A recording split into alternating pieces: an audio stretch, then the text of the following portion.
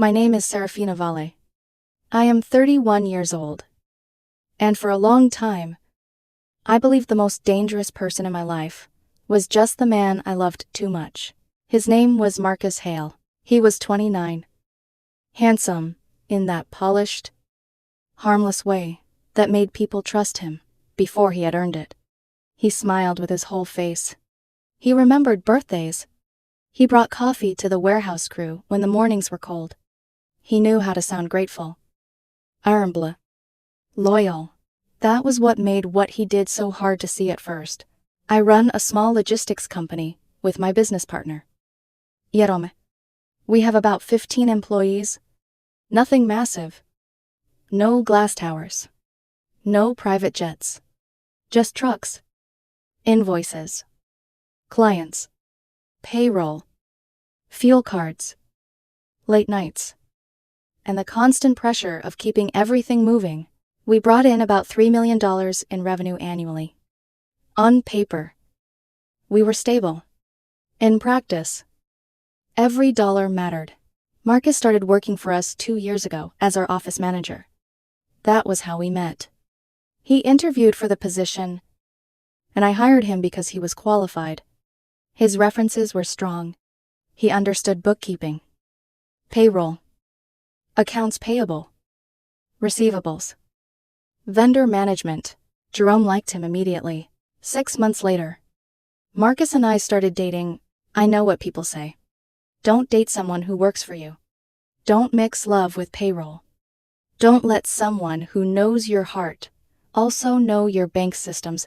I knew all of that, but Marcus was careful.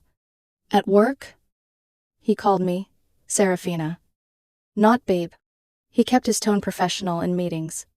He never touched me in front of employees. And for a while, it worked. Too well. Marcus handled accounts payable, receivables, payroll, and basic bookkeeping. He was efficient, organized. The staff liked him. We paid him $65,000 a year. Decent for our area. And because he was also my boyfriend, there were quiet perks I didn't want to admit. Were perks. A company car for personal use. Flexible hours. Work from home days whenever he asked. Dinner paid for when we worked late. I told myself it was normal. Partnership. I called it. About 14 months ago, I noticed the first crack. We had landed a large contract that should have added around $400,000 in annual revenue. Jerome and I expected a visible bump in profit margins, but the numbers didn't move the way they should have. At first, we blamed operational costs. Fuel was high. Drivers needed overtime. Equipment maintenance had gone up. Maybe we had underbid the contract. Maybe the increase looked better on paper than in reality. That was the comfortable explanation. Then came the little things. Marcus started dressing differently. Designer shoes. Expensive watches. A leather weekender bag that cost more than my first car payment. One night, he casually mentioned he was getting into investments. When I asked where the money came from, he kissed my forehead and said, "My grandmother left me something." Nothing dramatic. Just enough to breathe. His grandmother had died 8 months earlier, so I believed him. Because love makes coincidence feel kinder than suspicion. The real red flag came from a fuel card statement. I was reviewing expenses one evening, after everyone had gone home. Rain tapped against the office windows. The warehouse lights flickered on the far side of the glass. I remember the exact line item because I stared at it until the numbers blurred. Our records showed diesel purchased at 2 different stations within the same hour. 2 stations, 200 miles apart. Same fuel card. Same vehicle. Physically impossible. At first, I thought it was a clerical error. Then I checked the month before. Then the month before that, more odd charges. Not huge. Never dramatic. Just small enough to slip through when everyone was busy.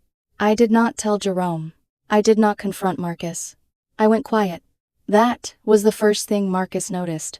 "You've been distant," he said one night while we were eating takeout at my kitchen island. I looked at him across the container of cold noodles and said, "Just tired." He reached for my hand. "You work too hard. That company would fall apart without us." Us. The word landed wrong. After that, I started reviewing records after hours. Invoices against bank statements. Vendor files against tax documents. Payment approvals against internal notes. What I found was not messy. It was elegant. That made it worse. Marcus had not just been skimming cash or padding mileage. He had created an entire fake vendor called Riverside Supply Solutions, professional website, business registration, a dedicated phone line that forwarded to a burner phone, invoices for consulting services, invoices for emergency equipment rentals, invoices for warehouse support that never happened. The payments were small at first. $2,800, $3,500, $4,000. Always below the threshold that required dual review, and every payment had been approved by Marcus. Over 12 months, he had stolen approximately $89,000. I sat alone in the office that night with the spreadsheet open in front of me. And for a few seconds, I could not breathe. Not because of the money, because of the memory. Marcus standing beside me at a staff barbecue. His hand warm against my back. Marcus telling Jerome, "Don't worry. I've got the books handled." Marcus lying in my bed while money moved through fake invoices from my company into accounts he controlled. The smart thing would have been to fire him immediately. But embezzlement is not just theft. It becomes tax fraud. The moment fake invoices turn into fraudulent business expenses, every false payment Marcus approved had touched our books. Every fake invoice risked making us liable for back taxes, penalties, and interest. The IRS would not care that I was betrayed. They would care what my company claimed. So I made a decision that felt less like strategy and more like swallowing glass. I would not confront him. Not yet. I would document everything. Screenshots of fake invoices, copies of endorsed checks, bank records, vendor records, access logs, email trails. I traced payments until the pattern pointed back to Marcus so clearly that even my heartbreak could not argue with it. Then I installed a hidden camera aimed at his desk. Legal in our state for business owners. I checked twice with counsel before using it. I also began recording conversations when Marcus casually mentioned his inheritance paying for things. The worst part was pretending to smile when he kissed me, pretending not to notice when another expensive package arrived at his apartment, pretending I did not know the man sleeping beside me had been stealing from me. From Jerome. From every employee whose paycheck depended on that company staying alive. For 3 months, I watched him become bolder. $7,000 invoices became $12,000. Monthly payments became weekly. He stopped acting careful. He started acting insulted that no one had caught him, and every time he called me tired, stressed, paranoid. I added another file to the folder. By then, I understood something cold and simple. Marcus did not think he was stealing from a company. He thought he was taking what he deserved from me, and I was going to let him say it out loud. For the next 3 months, I became 2 different women. During the day, I was the girlfriend who kissed Marcus goodbye before work, laughed at his jokes during lunch, and listened while he complained about clients who paid invoices late. At night, I became an investigator. Every fake invoice became another page in a growing case file. Every forged approval was copied. Every bank transfer was traced. Every suspicious conversation was quietly preserved. I stopped looking at Marcus with the eyes of someone in love. I started looking at him the way accountants study balance sheets. Emotion had to be removed from the equation. Otherwise, I would never survive what I was learning. The deeper I dug, the more impressed and disgusted I became. Marcus hadn't stolen impulsively. He had designed an entire system. The fake company had tax identification numbers, professional branding, email signatures, invoices formatted to match legitimate vendors. If I hadn't noticed that impossible fuel purchase, I honestly don't know how much longer he could have continued. Sometimes I caught him watching me, "You've been working late a lot," he said one evening as he leaned against my office doorway. "I've been catching up." "You worry too much." He smiled. "I take care of everything." That sentence stayed with me long after he walked away. Because he truly believed it. He believed he controlled everything, including me. I contacted an attorney without telling Jerome, not because I didn't trust my business partner, because I knew once another person knew. Every conversation, every email, every meeting would become discoverable if the case reached court. My attorney reviewed everything. She looked at the files for nearly 3 hours before finally leaning back in her chair. "This is one of the cleanest documentation packages I've ever seen. Is it enough? If he keeps going, he'll bury himself." I hated how relieved I felt hearing those words. Not because Marcus deserved mercy, because I finally knew I wasn't imagining any of it. The attorney also explained something that changed my entire strategy. "This isn't only embezzlement anymore." She pointed at the fake invoices. "These fraudulent expenses affect your corporate taxes. So we're victims." "You are, but the government still needs every dollar accounted for." That's when I realized this wasn't simply about recovering stolen money. This was about protecting everyone who depended on the company. Jerome, our drivers, warehouse workers, office staff, families who counted on us making payroll every Friday. I refused to let Marcus sink all of us, so I kept waiting. 3 months turned into 6. My evidence folder became enormous. Screenshots, wire transfers, bank statements, email archives, security footage, recordings. I even documented conversations where Marcus casually explained how his so-called inheritance was funding luxury purchases. The lies became routine. One afternoon, he walked into my office carrying a shopping bag. "Look what I bought." Inside was a luxury watch worth several $1,000s. "It's beautiful," I said. "You like it?" "I do." "You should let me spoil you more." I almost laughed. He had bought it with money stolen from me. Every compliment he expected felt like another theft. Meanwhile, Marcus grew increasingly confident. The fake invoices became larger. Bolda. $7,000. $12,000. $15,000. Then, weekly instead of monthly, his caution disappeared because success had convinced him he was smarter than everyone around him. The final push came 2 weeks later. Jerome and I attended a regional logistics conference, 3 days away from the office. Marcus approved an emergency equipment rental invoice, totaling $23,000. Completely fake. That payment pushed his total theft beyond $120,000. When Jerome and I returned, I asked him to stop by my office before leaving for the day. He walked in smiling. "What happened?" "I think we should review some expenses." He rolled his eyes. "Why?" "I just want to double-check a few vendors. You and Jerome never look at anything anyway." There was something almost playful in his voice, like he was teasing children. "Maybe we should start." He laughed. Not nervous, not defensive, genuinely amused. Then he looked directly at me and said the words I will never forget. "Serafina. Are you actually this clueless?" I stayed silent. He leaned back in the chair. "I've been stealing from your company for over a year." He laughed again. "You really think you're gonna catch something now?" The digital recorder inside my blazer captured every syllable. I folded my hands on the desk. "I know." His smile disappeared. "What?" "I've known for months." He blinked. "No. I've documented everything." His breathing changed. "You're bluffing.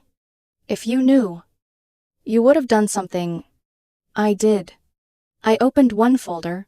Inside were printed invoices, bank records, copies of checks, photographs, timeline summaries. His expression shifted from confidence to confusion, then to fear. "You've been watching me. I've been protecting my company. You can't prove anything." I slid another document toward him. A copy of the fake vendor registration, linked to the accounts receiving every payment. His face lost all color. "You..."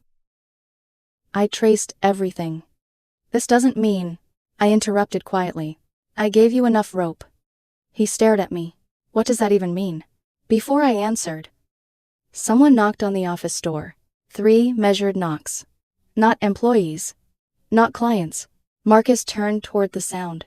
Two special agents from the IRS Criminal Investigation Division entered alongside another federal investigator, carrying paperwork. One of them spoke calmly. Marcus Hale. He stood abruptly. What's going on? We have a federal warrant. The room suddenly felt very small. Marcus looked at me, then back at them, then at the folders covering my desk. His voice cracked. You called them. I reported tax fraud. His eyes widened. No. The lead investigator continued. Our investigation identified fraudulent payments made to Riverside Supply Solutions. Marcus whispered. This isn't happening. We've also identified substantial unreported income connected to accounts under your control. He took one slow step backward. Another. Then he turned and sprinted toward the rear hallway leading to the warehouse exit. For one absurd second, I actually thought he might escape. The agents clearly expected it. Two more officers were already waiting outside. Less than 30 seconds later, I heard shouting from the parking lot. Then handcuffs. Then silence. I remained seated. I thought I would cry. Instead, I simply stared at the empty chair where Marcus had been sitting. The chair still rocked slightly from where he'd pushed himself away. Jerome walked into my office moments later, completely confused by the flashing lights outside. What happened? I handed him the evidence folder. His eyes moved across the first few pages, then the next, then the next. He looked at me in disbelief. How long have you known? Months. You never told me. I couldn't risk losing the case. He closed the folder slowly. I hate that you carried this alone. So do I. Outside the windows, Marcus was being placed into a federal vehicle. He looked back toward the office. For just a moment, our eyes met through the glass. There was no apology, no shame, only disbelief that the woman he thought he had outsmarted had been quietly building the case that ended everything. The silence after Marcus was arrested lasted less than 12 hours. By sunrise, my phone had become a battlefield. Missed calls, voicemails, unknown numbers, messages from people who had never once asked how I was, but suddenly had endless opinions about what I should do. Marcus's parents posted his bail by taking out a second mortgage on their home. Within hours, his attorney contacted mine. The proposal was almost insulting. Marcus would repay the money. We would move forward privately. Federal charges. Apparently, I were supposed to disappear because he finally regretted getting caught. The IRS declined before my attorney even finished reading the request. Creating a fake company, submitting fraudulent invoices, hiding income, failing to report taxes, money laundering. Those were not misunderstandings. They were federal crimes. Then Marcus called me. Not from his own phone. From his parents' house. I almost didn't answer. When I heard his voice, he was already crying. Serafina. How could you do this to me? I closed my eyes. You stole over $120,000 from our company. It was just money. The sentence landed harder than any apology ever could. You make millions. No. The company generates revenue. That's different. I deserved more than $65,000 a year. You were paid exactly what we agreed. I basically ran the business. You were an employee. I made your life easier. You did your job. I deserved a share of the profits. You had a salary. Silence. Then his voice became desperate. You're really going to let me go to prison? I'm not sending you anywhere. You committed the crimes. He hung up. The next wave came from his family. His mother somehow found Jerome's number after I blocked everyone else's. She accused us of being cruel, heartless, vindictive. She insisted we should have fired Marcus quietly instead of involving the government. His father emailed offering to repay $50,000 if we called everything off. As though federal investigations worked like restaurant reservations. Meanwhile, Marcus attempted something even more reckless. He told investigators I had known about Riverside Supply Solutions from the beginning. According to his story, we had planned everything together, and I was sacrificing him to protect myself. Fortunately, facts are stubborn. My attorney delivered 6 months of documented evidence.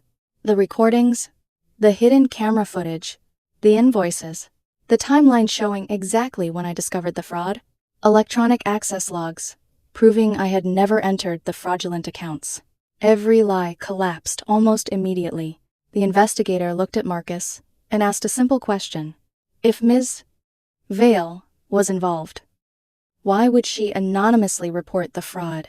Marcus had no answer. But he wasn't finished. He filed for unemployment. He claimed he had been wrongfully terminated. The unemployment office requested documentation. We sent them the arrest records and the pending federal charges. Claim denied. A week later, he filed for workers' compensation. According to the paperwork, he suffered severe emotional distress caused by a hostile workplace. His evidence: apparently I had become cold and emotionally unavailable during the months before his arrest. That much was true. When someone is stealing from you every week, affection becomes difficult. Even Jerome laughed when he read that filing. By then, we had hired a forensic accountant to examine every transaction from the previous 2 years. I believed we had already uncovered everything. I was wrong. The accountant found another $34,000 Marcus had hidden through unauthorized overtime payments. He had used a signature stamp he wasn't authorized to access. Every paycheck looked legitimate, unless someone compared time records against payroll. The accountant immediately notified federal prosecutors. The case expanded again. As if that weren't enough, investigators discovered Marcus had also been quietly selling client information to competitors. Customer contact lists, pricing structures, bid estimates. Nothing large enough individually to raise alarms. Together, they revealed another pattern of betrayal. The prosecution amended the charges. Marcus's legal problems multiplied almost overnight. Instead of accepting reality, he became even more reckless. While released on bail, he showed up drunk outside our receptionist Kendra's apartment just before midnight. Kendra had agreed to testify after admitting she had occasionally seen Marcus creating invoices for vendors she had never heard of. Marcus pounded on her door. He screamed that she owed him loyalty. He called her a traitor. He demanded she change her testimony. Kendra called the police. Marcus was arrested again. His bail was revoked. This time he remained in federal detention. His parents blamed me for everything. They even filed a civil lawsuit claiming I had destroyed their family, caused emotional distress, and ruined their finances because they had lost the equity in their home after posting his bail. My attorney answered with a defamation claim over Marcus's false accusations against me. He also reminded their attorney that helping someone evade arrest after federal charges carries consequences of its own. The lawsuit disappeared within 48 hours. Still, Marcus refused to stop. One afternoon, I received a phone call from a woman claiming to be a reporter, writing an article about abusive business owners. Her questions felt strangely specific. Do you think personal revenge influenced your decisions? Did your romantic relationship affect how aggressively you pursued charges?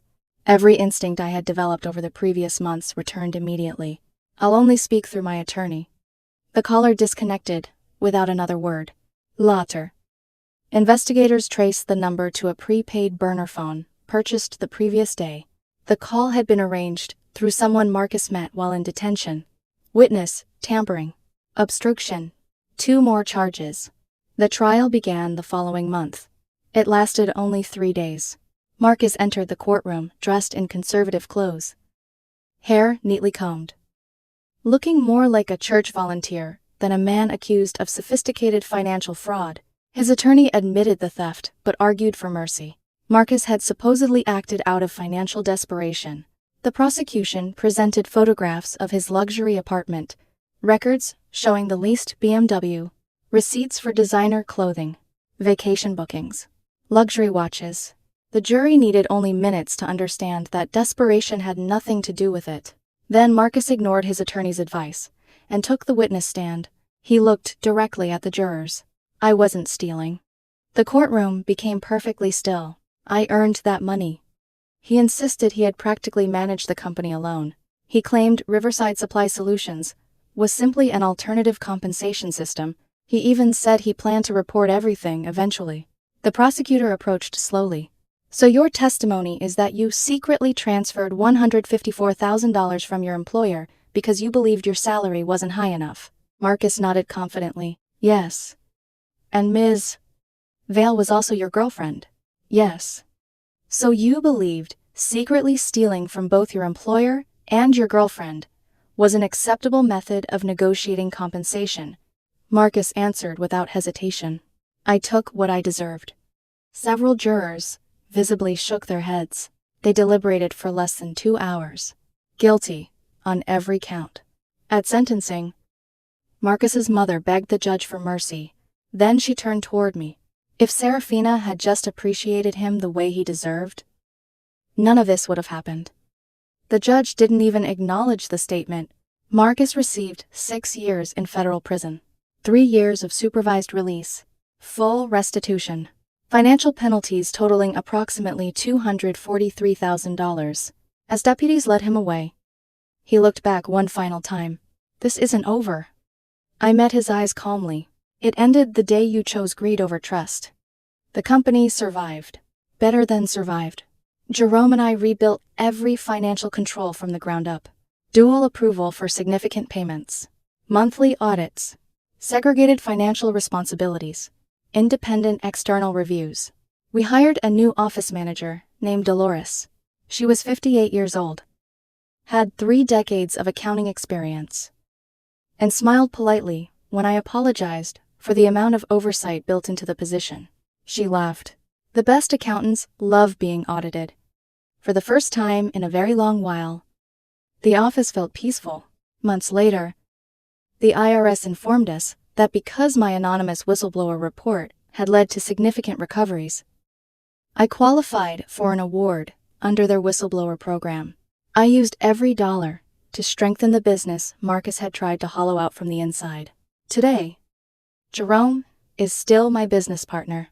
Our company has posted its strongest financial performance yet. I'm dating again now. Someone completely outside my business. A kind man who works in healthcare and has absolutely no access to my accounting software. Sometimes he asks whether I regret trusting Marcus. I tell him no. I regret ignoring the first warning signs. Trust is never the mistake. Refusing to verify it is. Marcus believed intelligence meant staying one step ahead of everyone else. What he never understood was that arrogance always leaves a trail. All I had to do was let him keep walking until he reached the end of it.